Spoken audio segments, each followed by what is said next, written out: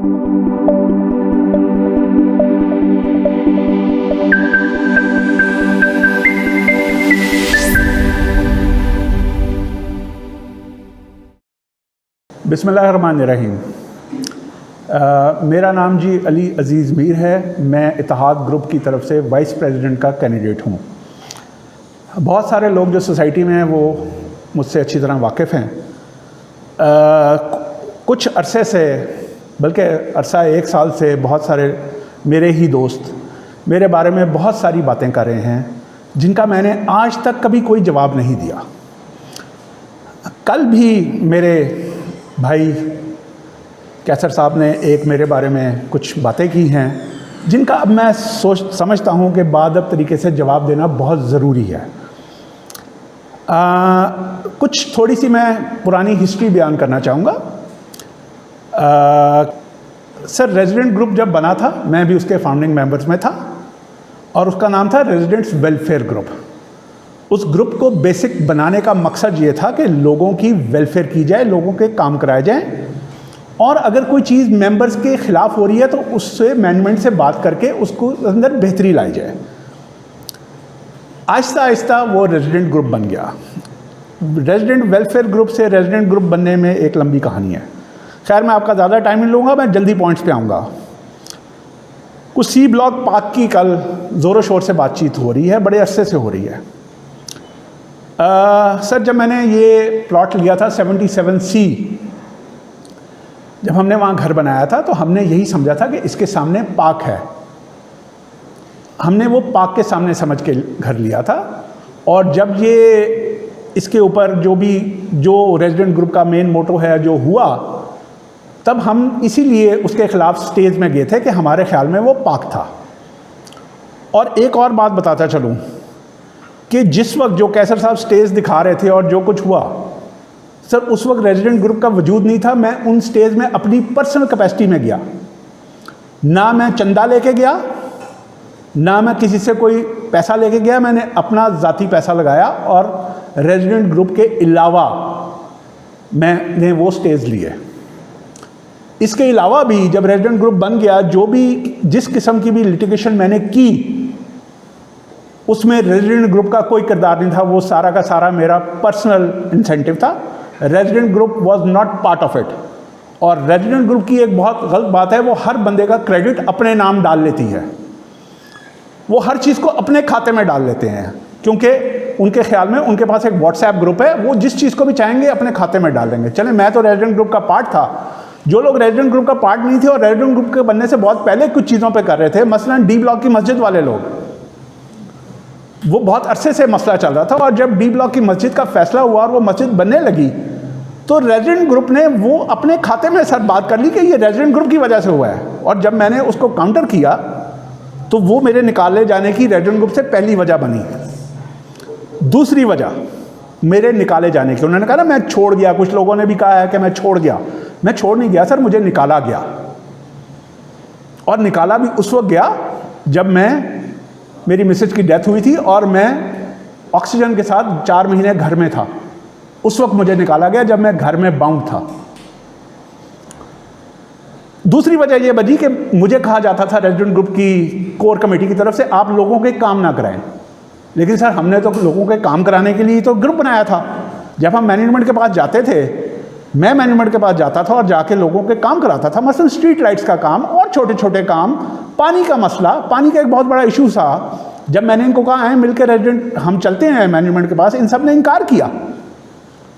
पानी का मसला उस वक्त इतना शदीद था। मैं मैनेजमेंट के पास अकेला गया, मैनेजमेंट ने मेरी बात सुनी, हमारे मुज़ाकरात हुए। उन्होंने पानी के टाइमिंग्स जिस तरह मैंने कहा उस तरह बढ़ा दिए और साथ ट्यूबवेल्स का वादा भी किया कि जो अब ट्यूबवेल लग चुके हैं, मसलन डी ब्लॉक का ट्यूबवेल लग चुका है, टेल्स पे ट्यूबवेल लग चुके हैं, ये उसी मीटिंग में सारा कुछ डिसाइड हुआ था। और मियाँ गजनफर साहब ने उसको अनाउंस भी किया था और कन्ना साहब ने।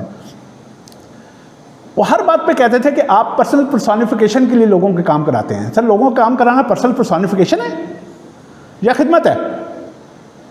और लोगों के ना काम कराना क्या है फिर? ये सवाल मैं उनसे पूछूंगा। सर, मुझे रेजिडेंट ग्रुप से इन चीज़ों की वजह से निकाला गया। मैं कभी भी रेजिडेंट ग्रुप को हेड करने का दावेदार नहीं था।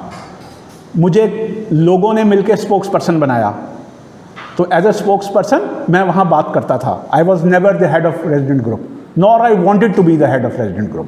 Please let me clarify these things. जहाँ तक अब बात रह गई हमारे 44 केनाल की, मलिक एजाज साहब की, मैं पूछना चाहूँगा ये वही मलिक एजाज साहब नहीं है क्या कि जब मैनेजमेंट सस्पेंड हुई थी और इलेक्शन हो रहे थे तो कुछ लोग उनका नाम भी सुनना पसंद नहीं करते थे, उनसे मिलना भी पसंद नहीं करते थे, और उसकी मेन वजह वो 44 केनाल और 36 केनाल थी। बड़े बड़े दावे करते थे हम तो ये कर देंगे और वो कर देंगे, लेकिन ये 44 और 36 केनाल को कहीं नहीं जाने देंगे। वो सारे दावे अब कहाँ गए? हवा में उड़ गए? किस वजह से उड़ गए? एक सवाल पूछा गया, उसका जवाब नहीं दे रहे। मेंबर्स, मैं आपको बताना चाहता हूं ये 1 अरब रुपए की ज़मीन है। मैं रिपीट करता हूं, ये 1 अरब रुपए की ज़मीन है, 44 केनाल। इसकी रजिस्ट्री और इंतकाल सोसाइटी के नाम हो चुका है, और रेजिडेंट ग्रुप की टॉप मैनेजमेंट इंक्लूडिंग कैसर अब्बास साहब इसको अच्छी तरह जानते हैं। तो जो चीज़ इंतकाल हो चुकी है, जिसकी रजिस्ट्री सोसाइटी के नाम हो चुकी है, वो किसी को किस तरह एडजस्ट करके दी जा सकती है? और अगर आपकी ये बातें ना मानी जाएं तो आप जिनसे इत्तेहाद करना चाहते हैं उसके बाद उनसे खिलाफ हो जाते हैं। सर, ये 44 केनाल इंशाअल्लाह ताला कहीं नहीं जाएगी। ये 44 केनाल सोसाइटी की ज़मीन है और ये सोसाइटी में ही रहेगी। और 36 केनाल पे अपार्टमेंट्स वाली बात भूल गए रेजिडेंट ग्रुप के सारे करता धरता। बहुत इंटरेस्टिंग है, क्या क्या बड़े बड़े दावे होते थे बैठ बैठ के ओवर कप ऑफ टीज। अब वो सारे दावे कहाँ गए? क्योंकि मलिक एजाज साहब अब उनकी फंडिंग कर रहे हैं और उनकी पार्टी में शामिल हो गए, तो अब वो 36 केनाल पे अपार्टमेंट्स जो हैं वो हलाल हो गए। अब उनकी वजह से सोसाइटी में कंजेशन पैदा नहीं होएगी, अब उसकी वजह से सीवरेज ब्लॉक नहीं होएगा और प्रॉब्लम्स नहीं होंगी। वेरी नाइस सर, इसको कहते हैं असल में हिपोक्रेसी। लोगों के सामने कुछ, अंदर से कुछ। सर, ना तो वहां अपार्टमेंट बनेंगे और ना वह 44 केनाल कहीं और जाएगी। Let me assure you of that. Ali Mir सबसे पहला बंदा होगा जो उसके खिलाफ लड़ेगा और मेरा ग्रुप मेरे साथ खड़ा होगा उसमें।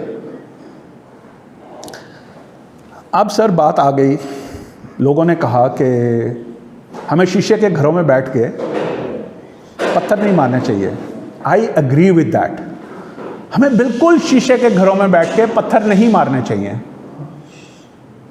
क्योंकि जिन्होंने ये डायलॉग बोला है वो शायद भूल जाते हैं कि वो भी शीशे के घर में बैठे हुए हैं, और अगर पत्थर लगेगा तो उनका घर भी टूटेगा। मैं बड़ी इज्जत और एहतराम से फिर एक बात करता हूँ कि खुदारा इलेक्शन लड़ें, झूठे इल्ज़ामात, चोर चोर के नारे जिनके कोई सबूत नहीं है वो लगाने बंद करें। अगर आपके पास सबूत हैं किसी की चोरी के तो उनको ले जाके कोर्ट से सजा दिलवाएं, फजूल के आधे आधे कागज़ ना लहराएं। अगर मुझे निकाले जाने की ये भी एक वजह थी जिसमें मुझे कहा गया कि मैं मैनेजमेंट के साथ मिल गया हूं कि मैंने गलत किस्म के केसेस करने से इनकार कर दिया था, जो इनको फीड किए जा रहे थे। वो जो हीरोइज्म मलिक एजाज साहब का बताया जा रहा है ना, उन्होंने साइन नहीं किए, उसकी असल वजूहात भी मुझे पता है और बाकियों को भी पता है। वो भी 44 केनाल का ही मसला था। वो मसला हल हो गया होता तो वो MOU साइन हो गया होता। तो सर, आप लोगों से गुजारिश है, सब मेंबरों से गुजारिश है, stop listening to all this. अफवाहें बहुत ज़्यादा हैं, गलत बातें बहुत फैलाई जा रही हैं, आपके दिमाग को ख़राब किया जा रहा है। मेरा इत्तेहाद ग्रुप के साथ मिलने का मेन मकसद यही है कि वेलफेयर को कंटिन्यू किया जाए ऑफिस में से बैठ के। हम लोग हमेशा बात करते थे हम लोग ऑफिस में बैठेंगे तो हम लोगों के ज़्यादा काम कर सकते हैं। जब हमारे सबसे मुज़ाकरात हो रहे थे इंक्लूडिंग रेजिडेंट ग्रुप, लेकिन when we talk to Ittehad group we were they accepted our things on welfare and modernization of the facilities and everything, so we were much closer to them. इस वजह से we went into an election life with Ittehad group. अगर ये चले जाते तो इत्तेहाद group बल्ले बल्ले, अगर कोई और चला गया तो वो चोर। सर, ये तो गलत बात हुई ना। तो फिर मैं आप सब मेंबरों से अपील करता हूँ, vote for Ittehad group on the 23rd। हम सबको, सारे पैनल को 9 छतरियों के ऊपर मोहर लगा के कामयाब करें, ताकि इस सोसाइटी की तरक्की का सफ़र और ज़्यादा लगन और मेहनत के साथ किया जा सके। आई थैंक यू वेरी मच।